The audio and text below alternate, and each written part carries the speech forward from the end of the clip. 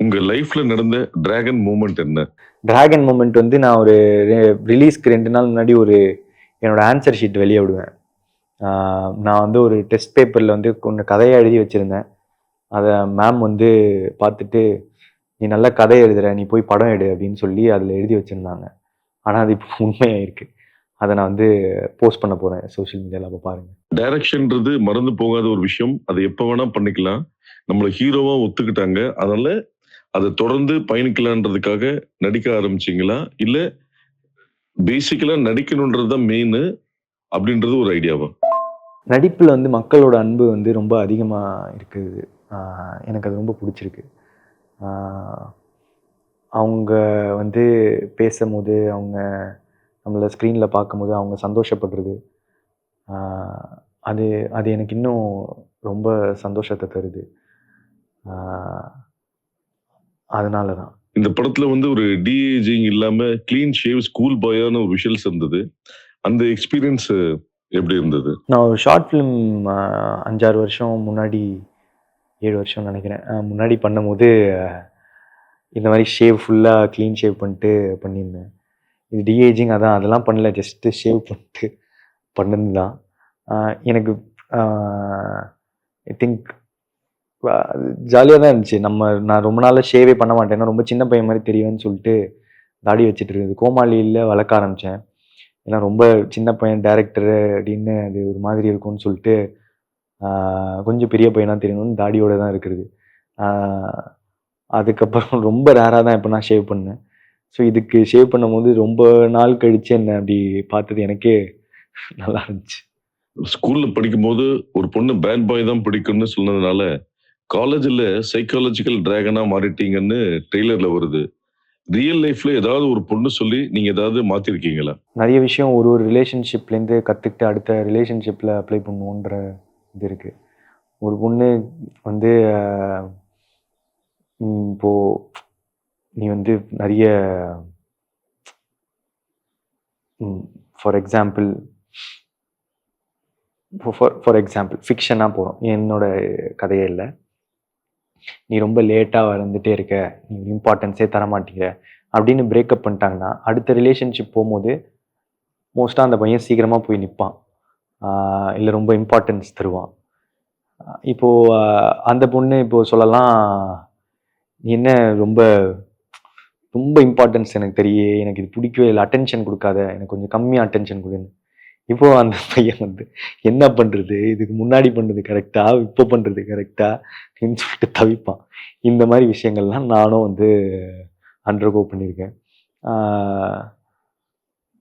எல்லாருமே பண்ணியிருப்பாங்கன்னு நெனைக்கிறேன். இன்னைக்கு மாடர்ன் தமிழ் யூத் கனெக்ட் ஆகுற மாரியான விஷயங்கள் உங்க ஸ்கிரிப்ட்ல வந்து ஃபியூச்சர் படங்கள்ல இருக்குமா?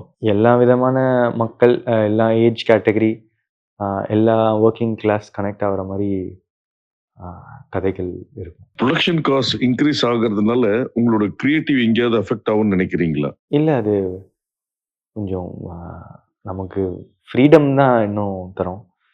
என்ன யோசிக்கிறது என்ன வேணா ஷூட் பண்ண முடியும். இன்னும் பட்ஜெட் அதெல்லாம் இருந்தா. ஸோ பெட்டர் தானே. இன்னைக்கு தமிழ் சினிமால விஎஃப்எக்ஸ், ஆர்டிபிஷியல் இன்டெலிஜென்ஸ், விர்ச்சுவல் ஸ்டுடியோன்றது தவிர்க்க முடியாத ஒண்ணா ஆயிடுச்சு.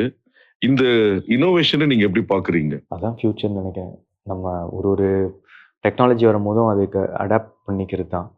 ஆ ஃபில்ம் கேமராலேருந்து டிஜிட்டல் ஆச்சு. டிஜிட்டல் வரும்போது இப்போ அதுக்கு அடாப்ட் பண்ணி எல்லாமே போயிட்டுருக்கு. அதுதான் ஈஸியராவும் இப்போ எத்தன டேக்ஸ் வேணா எடுக்கலாம். அந்த இடத்துக்கு வந்திருக்கும்.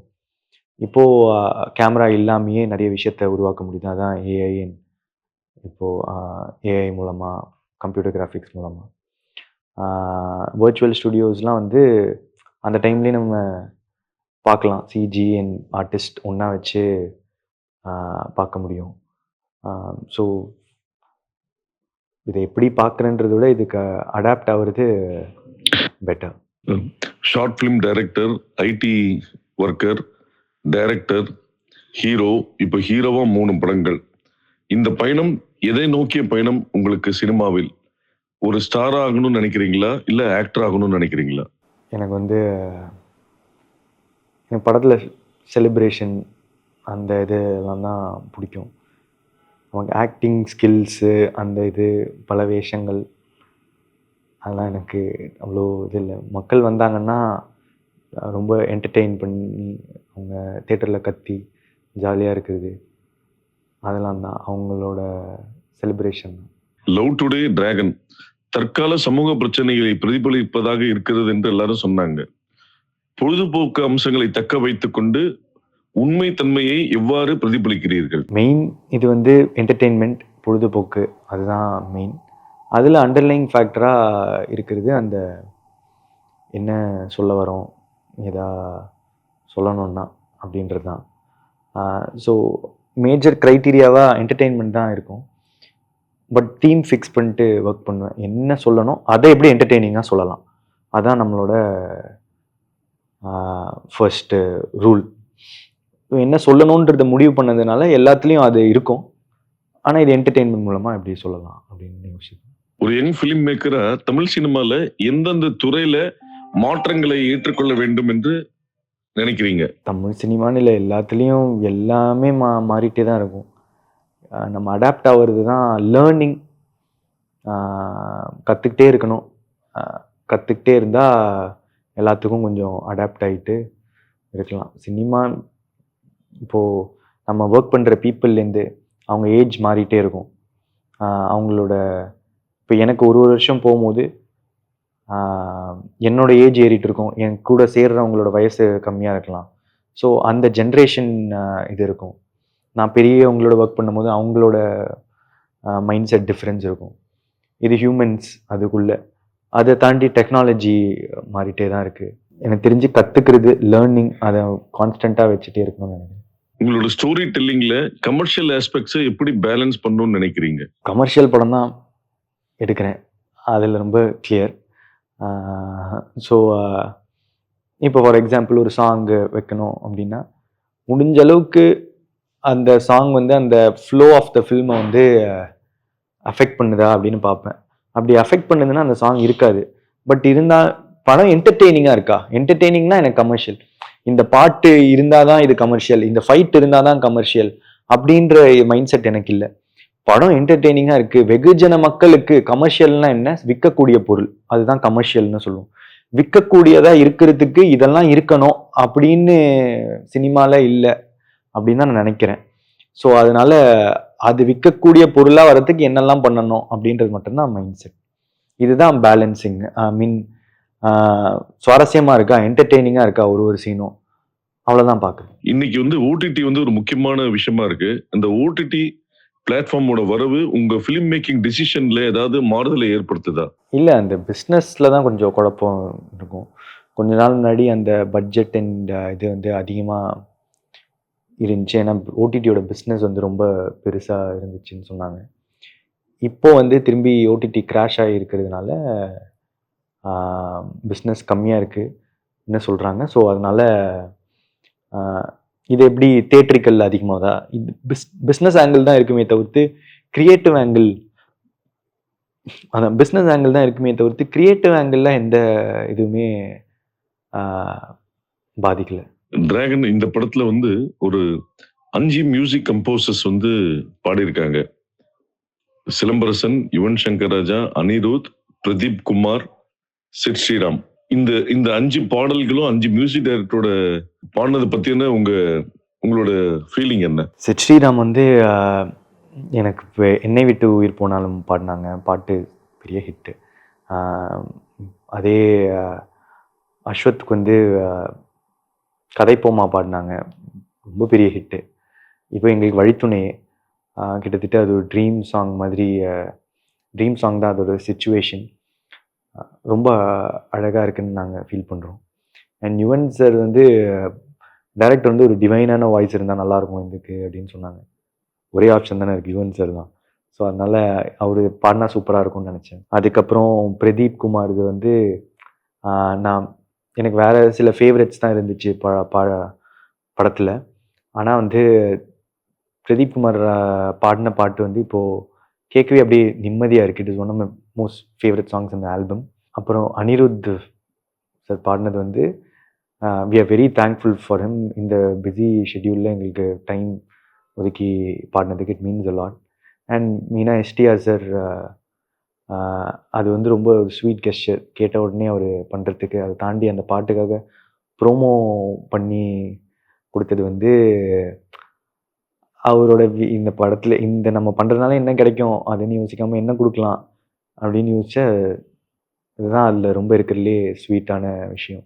Thank you STR sir. யா ஒரு டைரக்ஷன் பண்ணணும்ன்றதுதான் முடிவு எடுத்துட்டு படிப்படியா ஒரு ஒரு துறையிலையும் வந்து தேர்வு பெற்று இதுக்கு வந்தீங்களா? அந்த மூமெண்ட்ஸை உங்களை நீங்களே செதுக்கி கொண்ட தருணம் என்ன? இப்போது 2015 கிட்ட நான் வந்து சினிமா அப்படின்னு கிட்டத்தட்ட முடிவு பண்ணிட்டேன். எனக்கு ரொம்ப பிடிச்சது சினிமாவாக இருந்துச்சு. ஸோ காலேஜ் ப்ராஜெக்ட்டுன்னு வரும்போது மோஸ்ட்டாக எல்லாருமே வந்து வெளியே அந்த ப்ராஜெக்டை கொடுத்து கொஞ்சம் காசை கொடுத்து பண்ணிட்டு எடுத்துகிட்டு வருவாங்க. ஆனால் எனக்கு ஏதோ நான் இதை சினிமா சம்மந்தமாக எதாவது பண்ணணும்னு ஆசைப்பட்டேன். நான் ஐடியில் படிச்சிருந்தேன். நிறைய படங்கள் பார்ப்பேன். அந்த டைம்லலாம் ஒரு டைமும் அந்த சப்டைட்டில்ஸ் இதுக்காக நான் வந்து சர்ச் பண்ணி கிடைக்காது. அப்போ ஏன் வந்து நம்ம ஜென்ரலாக பேச ஆடியோ ரெக்கக்னிஷன் மூலமாக வந்து சப்டைட்டில்ஸ் ஜென்ரேட் ஆனால் நல்லா இருக்குமே அப்படின்னு அப்போது நினச்சிட்டு இருந்தேன். அதுக்கான எடுத்த ப்ராஜெக்ட் தான் அப்போ பண்ணேன். ஆனால் இப்போ வந்து 9 வருஷத்தில் அது உண்மையிலே நடக்க ஆரம்பிச்சிருச்சு. யூடியூப்லலாம் வந்து அப்படியே லைவாக ஜென்ரேட் ஆகுது. டெக்னாலஜி பயங்கரம் வளர்ந்துச்சு. அப்போ நான் ஜஸ்ட் அதோட ஸ்டார்டிங் டீசஸ் அதெல்லாம் பண்ணி இனிஷியல் ஸ்டேஜஸ் ரொம்ப எரரோட தான் நிறைய ஜென்ரேட் ஆகும். இனிஷியல் ஸ்டேஜ் ஆஃப் இது ஒரு பேசிக் அமெச்சர் என்ன பண்ணுவாங்களோ அதை ட்ரை பண்ணேன். படத்தின் நாயகிகள் அனுபமா, கயாடு, அப்புறம் முக்கிய வேடத்தில் நடிச்ச ஸ்னேகா, கோபிகா, இவங்களை பற்றி உங்கள் பார்வை? அனுபமா தான் நான் வந்து காலேஜ் படிக்கும்போது பிரேமம் வந்துச்சு. நினச்சி கூட பார்த்ததில்ல அவங்களோட நடிப்பேன்னு. ரொம்ப ரொம்ப பயங்கரமான பெர்ஃபார்மர். நான் எக்ஸ்பெக்ட் பண்ணல. அண்ட் ரொம்ப க்யூட்டாக இருந்தாங்க. அது அனுபமா. கயாடு வந்து ஒரு புது டேலண்ட் தமிழ் சினிமாவுக்கு. ரொம்ப அவங்க லைன்ஸ்லாம் ப்ரிப்பேர்டாக வந்து ரொம்ப நல்லா நடித்தாங்க. அகெயின் அவங்களுக்கு ஆக்சுவலாக ஃபேன்ஸ்லாம் நிறைய பேர் படம் ரிலீஸ் ஆகிறதுக்கு முன்னாடியே இருக்காங்க. ரொம்ப ஹாப்பியாக இருக்குது அதை பார்க்க. அண்ட் ஸ்னேகா மேம் வந்து நான் ஃபுல்லாக அவங்க ஷூட்டிங்கில் வந்து ரசிச்சுட்டே இருந்தேன். ஃபுல்லாக பார்த்துட்டே இருந்தேன். ஸோ அதுதான் எனக்கு அவங்களோட இருக்கிற ஞாபகம். நீங்களும் அஸ்வத்தும் ஒருத்தர் முதல்ல பார்த்தப்போ என்ன இம்ப்ரெஷன் இருந்தது? இப்போ அது எப்படி இருக்கு? அஸ்வத் முதல்ல பார்க்கும்போது எனக்கு அவர் ஏற்கனவே சினிமாவில் இருந்த மாதிரி ஒரு ஃபீல் இருந்துச்சு. நாளே கிணறு அதெல்லாம் முடிச்சுட்டு ஸோ ஒரு சீனியர் விட்டு நிறைய கற்றுக்கலாம் அப்படின்னு இருந்தது. அப்புறம் ஒர்க் பண்ண ஆரம்பிச்சோடனே டீ கடைக்கு கூப்பிட்டு போயிட்டு இருந்தார். யாரா ஒர்க் பண்ணலான்னு வந்தால் பாதி நேரம் வந்து பேசியே இது போயிட்டுருக்கு, இவரோட இருந்தால் ஒர்க் பண்ணலாமா, பண்ண முடியுமா இப்படின்லாம் தோணிட்டு இருந்துச்சு. அதுக்கப்புறம் நிறைய கற்றுக்கிட்டேன். ஆக்சுவலி அவர் சொல்லி தான் நிறைய புக்ஸு அதெல்லாம் படித்து அதெல்லாம் போனேன். இப்போ இருக்கிறதுக்கும் அப்போ இருக்கிறதுக்கும் பெருசாக எந்த வித்தியாசமும் இல்லை. நான் ஒரு அப்போத்துலேருந்து இப்போ வரைக்கும் ட்ரஸ்ட் பண்ணுறேன். எனக்காக எப்போவுமே நல்லதாக நினைக்கிறாருன்னு. அதுதான்.